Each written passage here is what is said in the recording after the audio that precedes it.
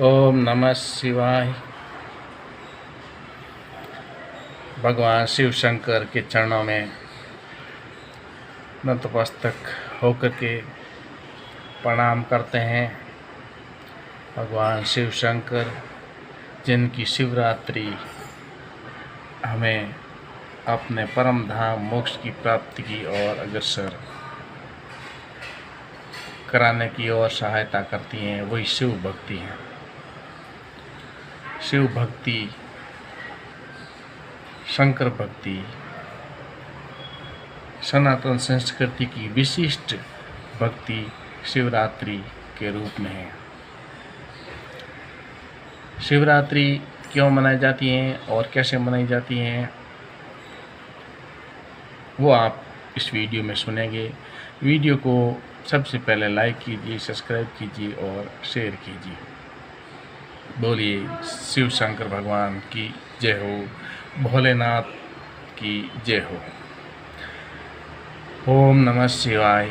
तो भगवान शंकर की उत्पत्ति सृष्टि के आरंभ से ही एक निर्विकार तत्व के रूप में हुई, लेकिन उनको साकार रूप में सशरीर जो फोटो में जैसा दिखाया जाता है वैसा भी हुआ, और फिर शिव तत्व एक शिवलिंग के रूप में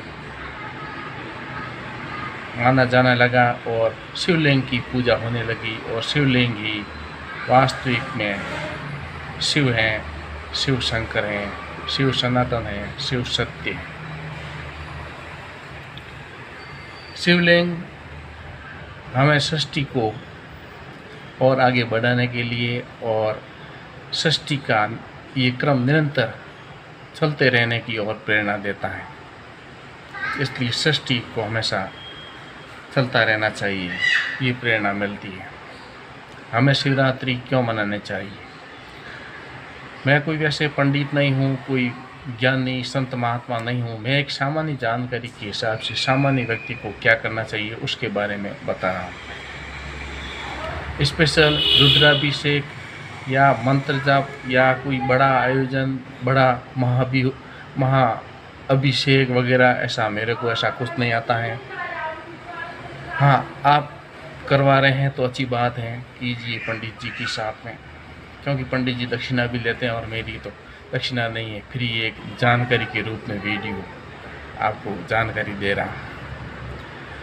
तो सबसे पहले आप सुबह उठते हैं तो शिव जी का उपवास बोलते हैं, उपवास कीजिए।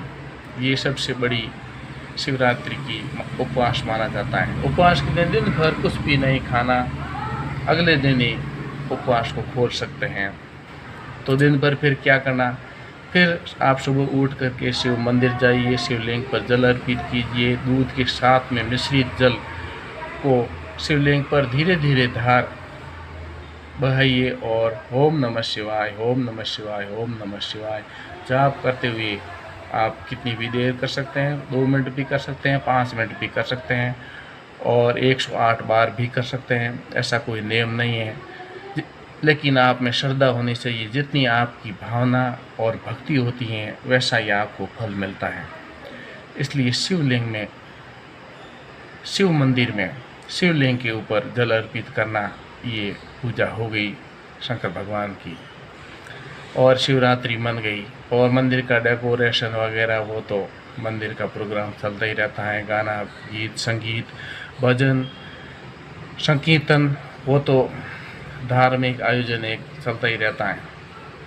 उसमें जाएं नहीं जाएं वो आपकी मर्जी, लेकिन ये काम कर लेना, शिवलिंग पर जल अर्पित कर देना और भगवान शंकर को चरणों में गिर करके जो गलती हुई जीवन में उसे माफ़ करते हुए जीवन में मोक्ष की प्राप्ति के लिए क्या रास्ता भगवान शंकर दे सकते हैं, उनसे विनती मांगिए। और संसार में जो कुछ भी आपको चाहिए वो भी आप भौतिक वस्तु भी भगवान शंकर से मांग सकते हैं, और आपकी श्रद्धा और विश्वास है तो भगवान शंकर आपको जरूर देंगे।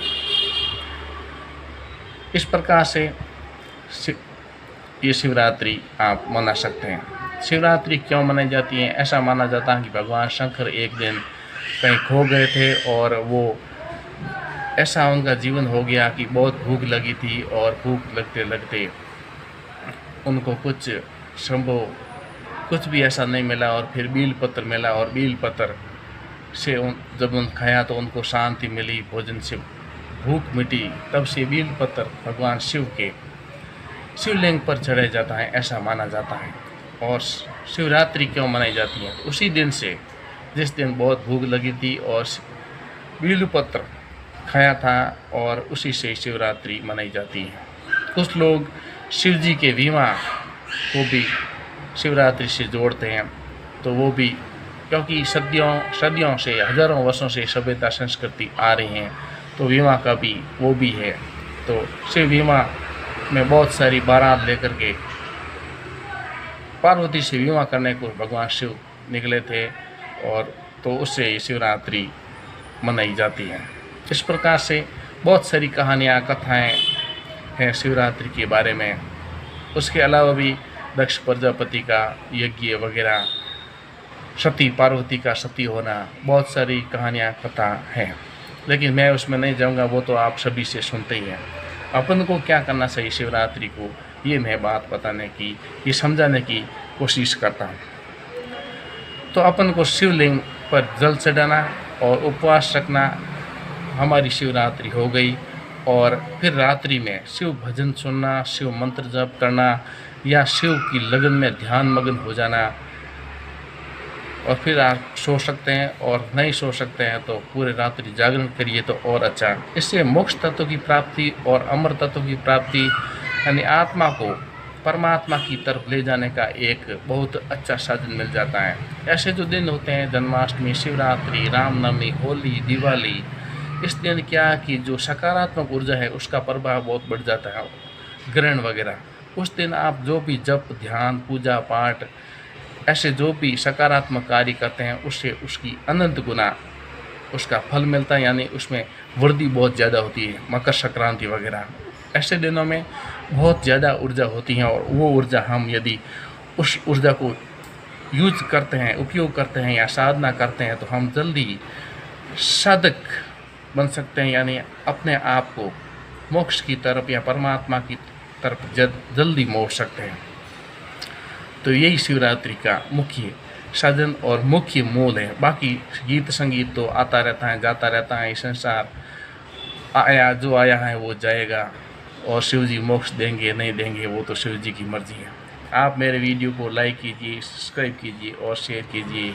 आज के लिए बस इतना ही। बहुत बहुत धन्यवाद। शिव की महिमा का कोई पार नहीं है, और मैं 7 मिनट के वीडियो में पार नहीं ले सकता, लेकिन सामान्य आदमी को क्या करना चाहिए वो आपको एक संदेश दे दिया।